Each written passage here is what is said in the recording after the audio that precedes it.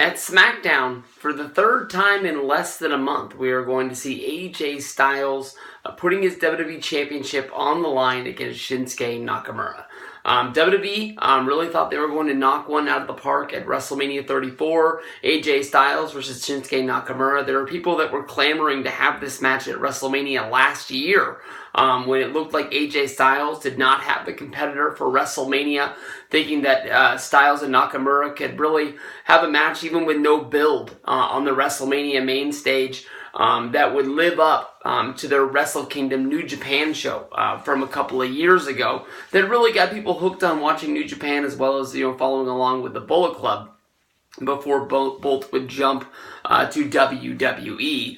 It turns out that this dream match in the eyes of most wrestling fans did not knock it out of the park. So I came up and I said, hey, this Greatest Royal Rumble rematch is probably going to be one for the ages. They really wanted to make this match really matter over the history of time, where people would, mention, the Greatest Royal Rumble, whether if they released it on DVD or just people going back and watching it on the network, that it had this 5-star classic match between Styles and Nakamura.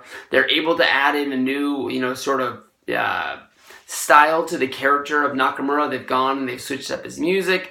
They've changed his promos a little bit. Now he shies away from talking to fans, saying that he doesn't speak English. He doesn't want fans singing along with his themes.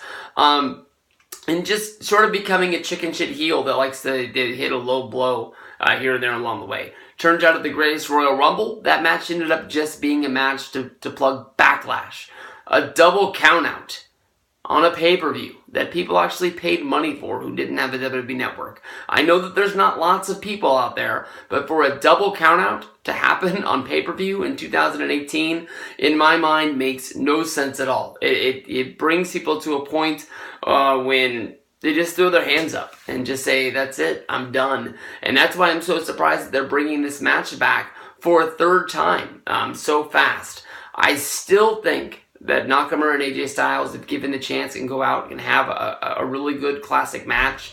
At this point, if they don't do the title change where Nakamura becomes the champion, I don't really know. Nakamura went through last summer where he faced against Jinder Mahal 3 pay-per-views in a row where he came up empty-handed. And I thought, well, they're just setting the table for him to win the championship at WrestleMania.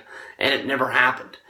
So I don't really know what the plan is for him at this point. I remember when he got brought up to the SmackDown main roster, most people were thinking that Nakamura was going to become the new John Cena of the WWE and really be the cult following that people brought to the table. Like, you got to see this guy from Japan really do his thing, because it's not like anything we've ever seen before. It's this Japanese dude who thinks he's Michael Jackson going out there and he can actually wrestle.